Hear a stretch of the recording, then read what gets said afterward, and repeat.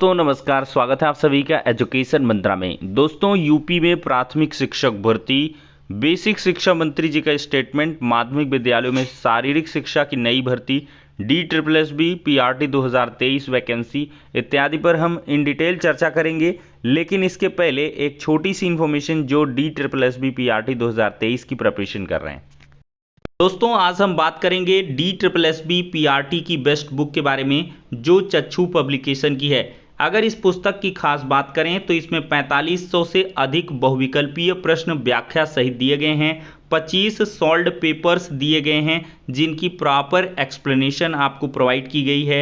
ये best book आपकी preparation को बूस्ट करेगी और काफ़ी मददगार साबित होगी। इस बुक को ऑनलाइन और ऑफलाइन दोनों मोड से आप लोग प्राप्त कर सकते हैं। ऑनलाइन के लिए लिंक डिस्क्रिप्शन बॉक्स में प्रोवाइड की गई है और ऑफलाइन के लिए किसी भी नज़दीकी बुक स्टॉल पर कांटेक्ट कर सकते हैं। तो देर किस बात की, चक्षु पब्लिकेशन की बेस्ट बुक के साथ अपनी प्रिपरेशन को बूस्ट करें और सफलता पाएं। दोस्तों आप सभी को इंतज़ार है उत्तर प्रदेश के अंदर नई प्राथमिक शिक्षक भर्ती का। और देखा जाए तो केंद्र सरकार से लेकर विभिन्न राज्य सरकारें 2024 के इलेक्शन को ध्यान में रखते हुए विभिन्न भर्तियों के जो विज्ञापन हैं वो लगातार जारी कर रही हैं। तो दोस्तों इसी क्रम में देखा जाए तो उत्तर प्रदेश में एक लंबे अरसे से इंतज़ार है छात्रों को प्राथमिक शिक्षक भर्ती का। 2018 का वो दिसंबर महीना कब आएगा जब 69,000 शिक्षक भर्ती का आखिरी नोटिफिकेशन जारी हुआ था। 2018 से 2023 आ चुका है, लेकिन अभी भी नई प्राथमिक शिक्षक भर्ती को लेकर कोई स्पष्टीकरण देखने के लिए नहीं मिला है। इसी क्रम में दोस्तों देखा जाए तो बेसिक शिक्षा मंत्री यहाँ पर संदीप सिंह जी से पिछले दिनों जो मुलाकात हुई है छात्रों की, तो उसमें 40 पेज की एक फाइल प्रोवाइड की गई थी। और इस फाइल में देखा जाए तो विभिन्न जो कह लें डॉक्यूमेंट्स हैं वो लगाए गए थे। छात्रों की तरफ से विभिन्न जनपदों में रिक्त पद और साथ ही साथ RTE के जो मानक हैं और सुप्रीम कोर्ट का जो हलफनामा है जिसमें 51,000 से 112 पद खाली होने का राज्य सरकार की तरफ से काउंटर एफिडेविट सुप्रीम कोर्ट में दाखिल किया गया था, उसको भी लगाया गया, दिखाया गया बेसिक शिक्षा मंत्री जी का। और साथ ही साथ PRO साहब भी उनके थे, उनको भी दिखाया गया। और प्रमुख सचिव साहब से भी मुलाकात हुई छात्रों की। और देखा जाए तो इन सभी प्रकरणों पर बेसिक शिक्षा मंत्री जी काफ़ी गंभीर दिखे हैं। और साथ ही साथ ये भी पता चला है कि लगभग 60,000 पदों पर जो विभाग की तैयारी है वो प्रमोशन की है और प्रमोशन पर लगातार काम जारी है। तो ऐसे में अगर 51,112 पद पहले से ही खाली हो गए, सुप्रीम कोर्ट में हलफनामा, और इन पदों पर लगातार बेसिक शिक्षा मंत्री जी लगातार सदन में भी आवाज़ उठाते हैं, बताते हैं आंकड़ों के माध्यम से कि 51,000 हमारे में ग्रामीण क्षेत्र और नगर क्षेत्र में लगभग 12,000 पद खाली हैं। और 60,000 प्रमोशन का जो आंकड़ा है, चूँकि 60,000 जो भी प्रमोट होके टीचर जाएंगे तो प्राइमरी के वो सहायक अध्यापक बनेंगे अपर प्राइमरी में, तो लगभग यहाँ पर 1.25 लाख पद खाली नज़र आ रहे हैं। तो 1,26,000 पद खाली हैं। ऐसे में बेसिक शिक्षा मंत्री जी ने कहा है कि मेरी तरफ से पूरी तरीके से सैद्धांतिक सहमति है, मैं पूरी तरीके से तैयार हूं बेसिक शिक्षा विभाग में एक नई भर्ती देने के लिए, लेकिन ये मेरे बस की बात नहीं है और मैं आपकी जो फाइल है इसको मुख्यमंत्री साहब तक पुटअप करूंगा और देखेंगे। अगर देखिए उन्होंने यही कहा है कि जो वैकेंसी देने का काम है वो योगी आदित्यनाथ जी या शासन स्तर पर है। योगी आदित्यनाथ जी इस फाइल पर फाइनल डिसीजन लेंगे और एक बड़ी उम्मीद और आस कही जा सकती है कि इस बार बेसिक शिक्षा मंत्री जी ने कहा है और छात्रों की पीड़ा को समझा है और तथ्यों पर बात की है छात्रों ने, तो इससे काफ़ी प्रभावित नजर आए बेसिक शिक्षा मंत्री जी कि इतने ज़्यादा किस प्रकार से आंकड़े आपने जुटाए हैं, इकट्ठा किए हैं।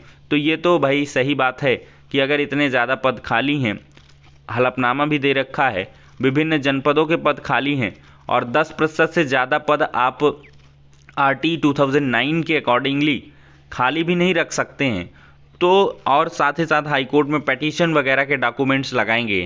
तो इन सबों को ध्यान में रखते हुए अवश्य ही एक उम्मीद लगाई जा सकती है। लेकिन छात्रों के मन में एक बड़ा सवाल था बेसिक शिक्षा मंत्री जी से किया भी गया कि सर नए आयोग से विज्ञापन जारी होगा तो नया आयोग कब तक अस्तित्व में आएगा। तो इस पर बेसिक शिक्षा मंत्री जी ने कहा है कि नए आयोग पर जो धरातलीय कार्य है वो शुरू है, और उन्होंने यही आश्वासन दिया है कि जो निकाय चुनाव हैं इनकी जैसे ही आचार संहिता खत्म होगी तो आपको मई लास्ट तक में जो आयोग है वो बड़ी तेजी के साथ काम करता हुआ दिखेगा, और हो सकता है कि जून से ये सक्रिय रूप से काम भी करने लगे।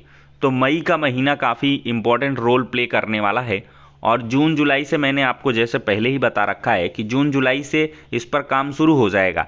देखिए जून जुलाई में ही आपका सिनारियो क्लियर हो जाएगा कि शिक्षक भर्ती कैसे किस प्रकार से आनी है, क्योंकि यहाँ पर टीजीटी पीजीटी की पेंडेंसी दूर करनी है और साथ ही साथ यूपी टेट कंडक्ट करवाना है। इसके बाद ही आपका नई भर्ती का नोटिफिकेशन आएगा। तो आप लोग तैयार रहें, जो भी प्राइमरी भर्ती का इंतज़ार कर रहे हैं।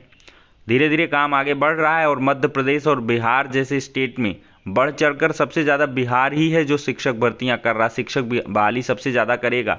तो इसके लिहाज से देखा जाए तो उत्तर प्रदेश में भी एक शिक्षक भर्ती ज़रूर आएगी, इसकी पूरी संभावनाएं हैं। अब दोस्तों देखा जाए तो माध्यमिक विद्यालयों में शारीरिक शिक्षा नई भर्ती की तैयारी है। आज के ही समाचार पत्रों में देख सकते हैं माध्यमिक स्कूलों में शारीरिक शिक्षा के खाली पड़े प्रवक्ता पदों का मांगा गया ब्यौरा। शिक्षकों की तरफ से प्रवक्ता पद पर प्रमोशन की लंबे समय से चल रही है मांग। तो यूपी बोर्ड के माध्यमिक स्कूलों में शारीरिक शिक्षा प्रवक्ता पदों की स्थिति जानने के लिए विभाग की तरफ से जानकारी मांगी गई है। कोर्ट में दाखिल याचिका के बाद यह जानकारी सभी ज्वाइंट डायरेक्टर माध्यमिक से मांगी गई है। ऐसे में शारीरिक शिक्षा के शिक्षकों में पदोन्नति की उम्मीद जगने लगी है। शिक्षकों में आशा जगी है कि जल्द ही उन्हें पदोन्नति मिल जाएगी। और दोस्तों इधर पदोन्नति मिलेगी तो जो शारीरिक शिक्षक के पद हैं वो खाली हो जाएंगे, क्योंकि ये प्रवक्ता पर प्रमोशन हो जाएगा। तो ऐसे में एक बड़ी उम्मीद है कि आपको साल के अंत तक एक जो शारीरिक शिक्षकों की भर्ती है वो भी देखने के लिए मिले। दोस्तों 69,000 शिक्षक भर्ती प्रकरण में आरक्षण पीड़ितों ने अगली जो रणनीति है वो तैयार कर ली है। अब ये मामला लखनऊ की डबल बेंच में पहुंच चुका है। आरक्षण पीड़ित अभ्यर्थियों की ओर से लगाई गई इस याचिका पर अगले सप्ताह सुनवाई होगी, जिसके संबंध में चंद्रशेखर आजाद पार्क में शुक्रवार को हुई बैठक में आरक्षण पीड़ितों ने अगली रणनीति को तैयार किया है। दोस्तों देखा जाए तो ये 69,000 विसंगति का मामला अब डिवीजन बेंच पहुंचा है। लेकिन 69,000 शिक्षक भर्ती में ऐसे चयनित उम्मीदवार जो हमसे लगातार जुड़े हुए हैं वो लोग ये मोटी हेडिंग देख सकते हैं, भर्ती में चयन से बाहर नहीं होंगे पूर्व में चयनित अभ्यर्थी। तो उच्चतर शिक्षा सेवा आयोग द्वारा सहायक प्रोफेसर भर्ती की पुनरीक्षित चयन सूची से बाहर हुए 18 अभ्यर्थियों को सेवा से नहीं निकाला जाएगा। हाईकोर्ट ने इन्हें पदों पर काम करने और वेतन देने का निर्देश दिया है। साथ ही पुनरीक्षित चयन सूची में शामिल किए गए 18 नए अभ्यर्थियों को भी 4 सप्ताह के भीतर नियुक्ति देने का निर्देश दिया है। और ऐसा ही आदेश आपका सिंगल बेंच से आया है 69,000 शिक्षक भर्ती आरक्षण विसंगति में। तो आप लोग बिल्कुल परेशान ना हो, आपकी एडजस्टमेंट होगी, और जो भी जॉब में है वो कभी भी बाहर नहीं हो सकता है। हाँ, नए कैंडिडेट्स को मौका ज़रूर मिलेगा, जिनके आरक्षण का हक नहीं मिल पाया है, उनके अधिकारों का हनन हुआ है, तो अवश्य उनको रिलीफ मिलेगा। दोस्तों केवीएस का काम बड़ी तेज़ी के साथ निपट रहा है। केवीएस के जो इंटरव्यू हैं पीआरटी के वो बहुत जल्द इनकी डेट आपको मिल जाएगी, और साथ ही साथ आप लोग इसी के साथ DSSB पर जुड़ जाएं, क्योंकि DSSB का जो पेपर है पीआरटी का वो इसी साल हो जाएगा, और संभवतः जो इसका नोटिफिकेशन है जून जुलाई तक आपको देखने के लिए मिल जाएगा। जून माह में इसकी उम्मीद है, या मई जून की जुलाई किसी भी महीने में आपका पीआरटी का जो वैकेंसी है वो आ जाएगा। तो आप लोग इसकी तैयारी करते रहें, और इसकी जो एडिशनल इन्फॉर्मेशन है हम लगातार आपको प्रोवाइड करते रहेंगे। तो फिलहाल के लिए दोस्तों इस वीडियो में इतना ही, नेक्स्ट में मिलते हैं।